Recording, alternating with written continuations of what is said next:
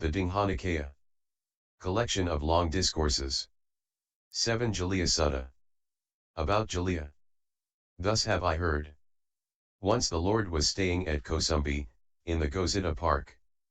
And two wanderers, Maha-parinibbana and Jāliya, the pupil of the wooden bowl ascetic, came to him, exchanged courtesies with him and sat down to one side. Once, Mahali, I was staying at Kosambi, in the Gosita Park. And two wanderers, Maha-parinibbana and Jāliya, the pupil of the wooden bowl ascetic, came to me, exchanged courtesies with me, and sat down to one side. Then they said, How is it, friend Gautama, is the soul the same as the body, or is the soul one thing and the body another? Well now, friends, you listen. Pay proper attention, and I will explain. Yes, friend, they said, and I went on. Friends, a Tathagata arises in the world, an arahant, fully enlightened Buddha, endowed with wisdom and conduct, welfarer, knower of the worlds, incomparable trainer of men to be tamed, teacher of gods and humans, enlightened and blessed. He, having realized it by his own superknowledge, proclaims this world with its devas, maras, and brahmas, its princes and people. He preaches the Dhamma, which is lovely in its beginning, lovely in its middle, lovely in its ending, in the spirit and in the letter, and displays the fully perfected and purified holy life.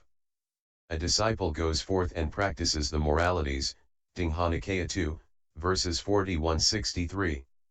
There is the case, friends, where a Tathagata appears in the world, worthy and rightly self-awakened. He teaches the Dhamma admirable in its beginning, admirable in its middle, admirable in its end. He proclaims the holy life both in its particulars and in its essence, entirely perfect, surpassingly pure. A householder or householder's son, hearing the Dhamma, gains conviction in the Tathagata and reflects, household life is confining, a dusty path. The life gone forth is like the open air. It is not easy living at home to practice the holy life totally perfect, totally pure, like a polished shell. What if I were to shave off my hair and beard, put on the ochre robes, and go forth from the household life into homelessness? So after some time he abandons his mass of wealth, large or small, leaves his circle of relatives, large or small, shaves off his hair and beard, puts on the ochre robes, and goes forth from the household life into homelessness. When he has thus gone forth, he lives restrained by the rules of the monastic code, seeing danger in the slightest faults. Consummate in his virtue, he guards the doors of his senses, is possessed of mindfulness and alertness, and is content. And how is a monk consummate in virtue? Abandoning the taking of life, he abstains from the taking of life. He dwells with his rod laid down, his knife laid down, scrupulous, merciful, compassionate for the welfare of all living beings. This is part of his virtue. Abandoning the taking of what is not given, he abstains from taking what is not given. He takes only what is given, accepts only what is given, lives not by stealth but by means of a self that has become pure. This, too, is part of his virtue. Abandoning uncelibacy, he lives a celibate life, aloof, refraining from the sexual act that is the villager's way. This, too, is part of his virtue. Abandoning false speech, he abstains from false speech. He speaks the truth, holds to the truth, is firm, reliable, no deceiver of the world. This, too, is part of his virtue. Abandoning divisive speech, he abstains from divisive speech. What he has heard here he does not tell there to break those people apart from these people here. What he has heard there he does not tell here to break these people apart from those people there. Thus reconciling those who have broken apart or cementing those who are united, he loves concord, delights in concord, enjoys concord, speaks things that create concord. This, too, is part of his virtue. Abandoning abusive speech, he abstains from abusive speech. He speaks words that are soothing to the ear, that are affectionate, that go to the heart, that are polite, appealing and pleasing to people at large. This, too, is part of his virtue. Abandoning idle chatter, he abstains from idle chatter. He speaks in season, speaks what is factual, what is in accordance with the goal, the Dhamma, and the Vinaya. He speaks words worth treasuring, seasonable, reasonable, circumscribed, connected with the goal. This, too, is part of his virtue. He abstains from damaging seed and plant life. He eats only once a day, refraining from the evening meal and from food at the wrong time of day. He abstains from dancing, singing, instrumental music, and from watching shows. He abstains from wearing garlands and from beautifying himself with scents and cosmetics. He abstains from high and luxurious beds and seats. He abstains from accepting gold and money. He abstains from accepting uncooked grain, raw meat, women and girls, male and female slaves, goats and sheep, fowl and pigs, elephants, cattle, steeds, and marais, fields and property. He abstains from running messages, from buying and selling, from dealing with false scales, false metals, and false measures, from bribery, deception, and fraud. He abstains from mutilating, executing, imprisoning, highway robbery, plunder, and violence. This, too, is part of his virtue. The intermediate section on virtue. Whereas some priests and contemplatives, living off food given in faith, are addicted to damaging seed and plant life such as these plants propagated from roots, stems, joints, buddings, and seeds, he abstains from damaging seed and plant life such as these. This, too, is part of his virtue. Whereas some priests and contemplatives, living off food given in faith, are addicted to consuming stored up goods such as these.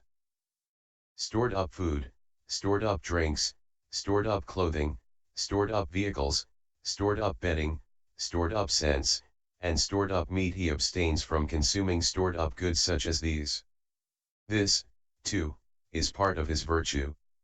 Whereas some priests and contemplatives, living off food given in faith, are addicted to watching shows such as these: dancing, singing, instrumental music, plays, ballad recitations, hand clapping, cymbals and drums, painted scenes, acrobatic and conjuring tricks, elephant fights, horse fights, buffalo fights, bull fights, goat fights, ram fights, cock fights, quail fights, fighting with staves, boxing, wrestling, war games, roll calls, battle arrays, and regimental reviews. He abstains from watching shows such as these. This, too, is part of his virtue. Whereas some priests and contemplatives, living off food given in faith, are addicted to heedless and idle games such as these: 8-row chess, 10-row chess, chess in the air, hopscotch, spillikins, dice, stick games, hand pictures, ball games, blowing through toy pipes, playing with toy plows, turning somersaults, playing with toy windmills, toy measures, toy chariots, toy bows, guessing letters drawn in the air, guessing thoughts, mimicking deformities. He abstains from heedless and idle games such as these. This, too, is part of his virtue.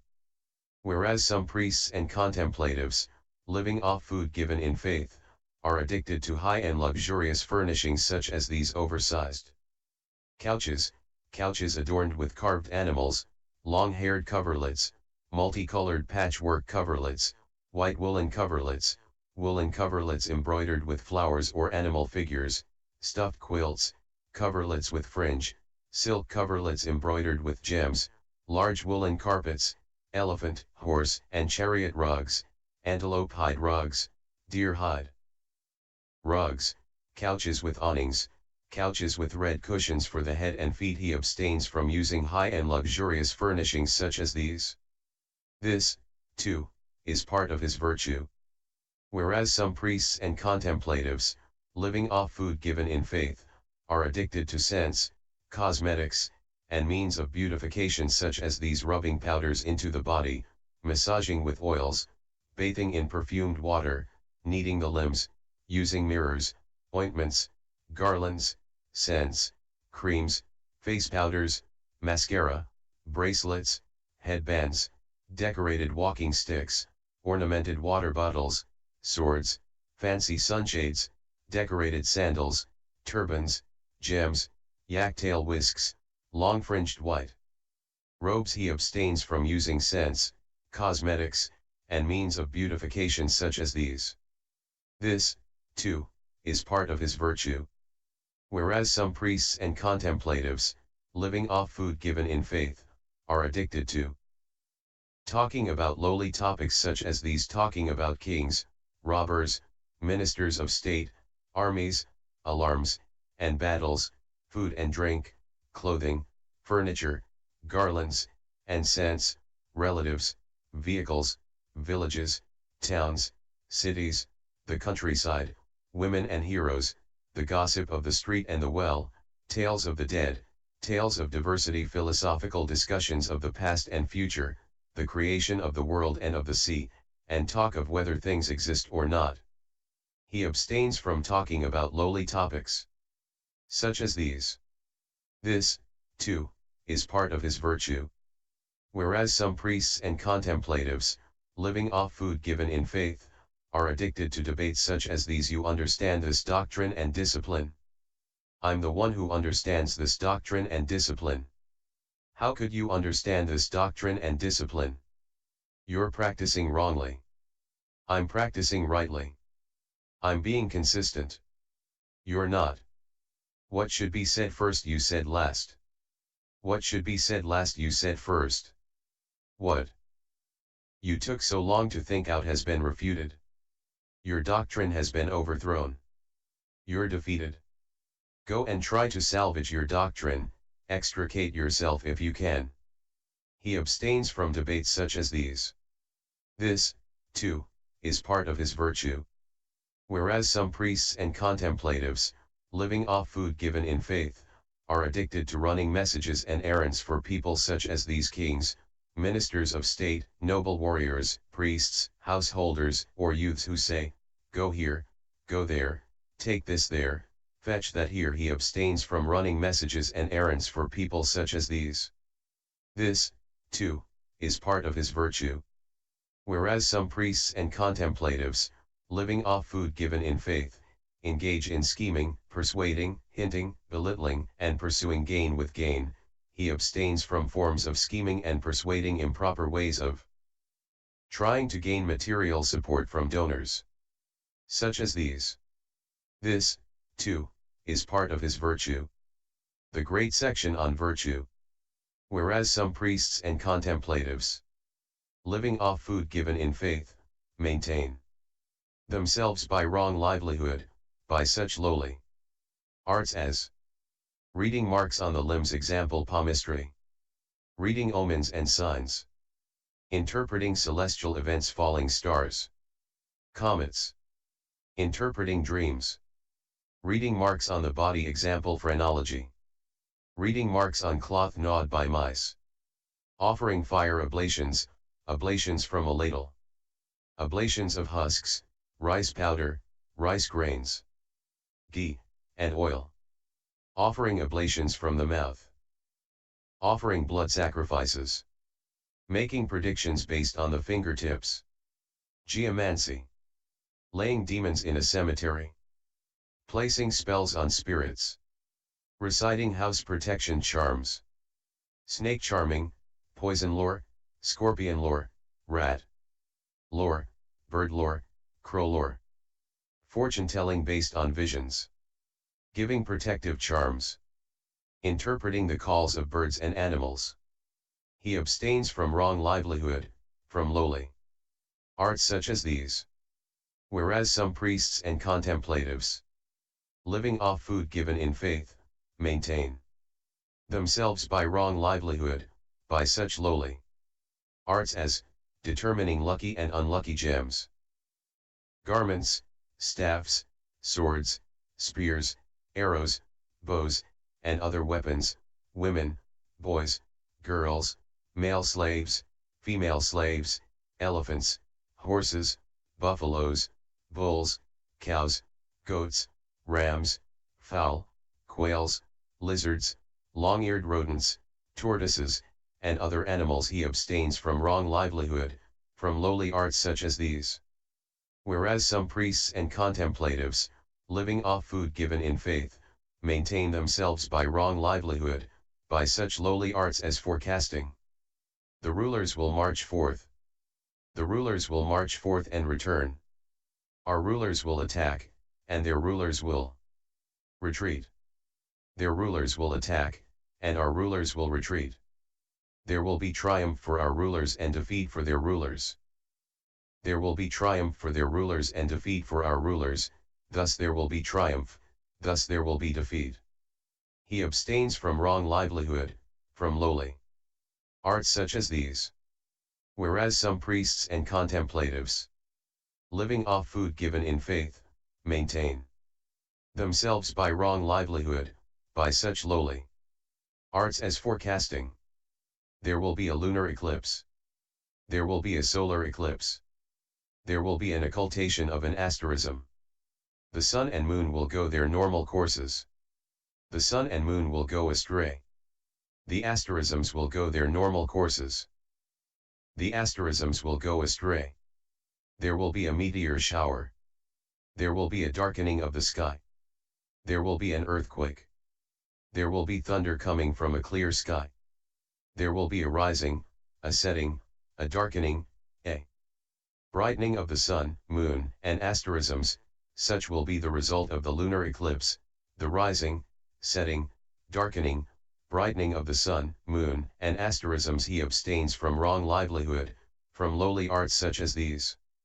Whereas some priests and contemplatives, living off food given in faith, maintain themselves by wrong livelihood, by such lowly arts as forecasting. There will be abundant rain, there will be a drought, there will be plenty, there will be famine, there will be rest and security, there will be danger, there will be disease, there will be freedom from disease. Or they earn their living by accounting, calculation, composing poetry, or teaching hedonistic arts and doctrines. He abstains from wrong livelihood, from lowly arts such as these. Whereas some priests and contemplatives, living off food given in faith, maintain themselves by wrong livelihood, by such lowly arts as calculating auspicious dates for marriages, betrothals, divorces, for collecting debts or making investments and loans, for being attractive or unattractive, curing women who have undergone miscarriages or abortions, reciting spells to bind a man's tongue, to paralyze his jaws, to make him lose control over his hands, or to bring on deafness. Getting oracular answers to questions addressed to a mirror, to a young girl, or to a spirit medium, worshipping the sun, worshipping the great Brahma, bringing forth flames from the mouth, invoking the goddess of luck. He abstains from wrong livelihood, from lowly arts such as these. Whereas some priests and contemplatives, living off food given in faith, maintain themselves by wrong livelihood, by such lowly arts as promising gifts to deities in return for favors, fulfilling such promises, demonology, teaching house protection spells, inducing virility and impotence, consecrating sites for construction, giving ceremonial mouthwashes and ceremonial bathing, offering sacrificial fires, preparing emetics, purgatives, expectorants, diuretics, headache cures, preparing ear oil, eye drops, oil for treatment through the nose, collyrium and counter-medicines, curing cataracts, practicing surgery, practicing as a children's doctor, administering medicines and treatments to cure their after effects. He abstains from wrong livelihood, from lowly arts such as these. This, too, is part of his virtue. A monk thus consummate in virtue sees no danger anywhere from his restraint through virtue. Just as a head-anointed noble warrior king who has defeated his enemies sees no danger anywhere from his enemies, in the same way the monk thus consummate in virtue sees no danger anywhere from his restraint through virtue. Endowed with this noble aggregate of virtue, he is inwardly sensitive to the pleasure of being blameless. This is how a monk is consummate in virtue. Sense restraint. And how does a monk guard the doors of his senses? On seeing a form with the eye, he does not grasp at any theme or details by which. If he were to dwell without restraint over the faculty of the eye, evil, unskillful qualities such as greed or distress might assail him. On hearing a sound with the ear, on smelling an odor with the nose, on tasting a flavor with the tongue, on touching a tactile sensation with the body, on cognizing an idea with the intellect, he does not grasp at any theme or details by which if he were to dwell without restraint over the faculty of the intellect, evil, unskillful qualities such as greed or distress might assail him. Endowed with this noble restraint over the sense faculties, he is inwardly sensitive to the pleasure of being blameless. This is how a monk guards the doors of his senses. Mindfulness and alertness. And how is a monk possessed of mindfulness and alertness? When going forward and returning, he acts with alertness. When looking toward and looking away, when bending and extending his limbs, when carrying his outer cloak, his upper robe, and his bowl, when eating, drinking, chewing, and tasting, when urinating and defecating, when walking, standing, sitting, falling asleep, waking up, talking, and remaining silent, he acts with alertness. This is how a monk is possessed of mindfulness and alertness. Contentedness. And how is a monk content? Just as a bird, wherever it goes, flies with its wings as its only burden, so too is he content with a set of robes to provide for his body and alms food to provide for his hunger. Wherever he goes, he takes only his barest necessities along. This is how a monk is content. Abandoning the hindrances. Endowed with this noble aggregate of virtue, this noble restraint over the sense faculties, this noble mindfulness and alertness, and this noble contentment, he seeks out a secluded dwelling, a forest, the shade of a tree, a mountain, a glen, a hillside cave, a charnel ground, a jungle grove, the open air, a heap of straw. After his meal, returning from his alms round, he sits down, crosses his legs, holds his body erect, and brings mindfulness to the fore. Abandoning covetousness with regard to the world, he dwells with an awareness devoid of covetousness. He cleanses his mind of covetousness. Abandoning ill will and anger, he dwells with an awareness devoid of ill will, sympathetic with the welfare of all living beings. He cleanses his mind of ill will and anger. Abandoning sloth and torpor, he dwells with an awareness devoid of sloth and torpor, mindful, alert, percipient of light. He cleanses his mind of covetousness. Abandoning restlessness and anxiety, he dwells undisturbed, his mind inwardly stilled. He cleanses his mind of restlessness and anxiety. Abandoning uncertainty, he dwells having crossed over uncertainty, with no perplexity with regard to skillful mental qualities. He cleanses his mind of uncertainty. Suppose that a man, taking a loan, invests it in his business affairs. His business affairs succeed. He repays his old debts and there is extra left over for maintaining his wife. The thought would occur to him, before, taking a loan, I invested it in my business affairs. Now my business affairs have succeeded. I have repaid my old debts and there is extra left over for maintaining my wife. Because of that he would experience joy and happiness. Now suppose that a man falls sick in pain. And seriously ill. He does not enjoy his meals. And there is no strength in his body. As time passes, he eventually recovers from that sickness. He enjoys his meals and there is strength in his body. The thought would occur to him, before, I was sick, now I am recovered from that sickness. I enjoy my meals and there is strength in my body.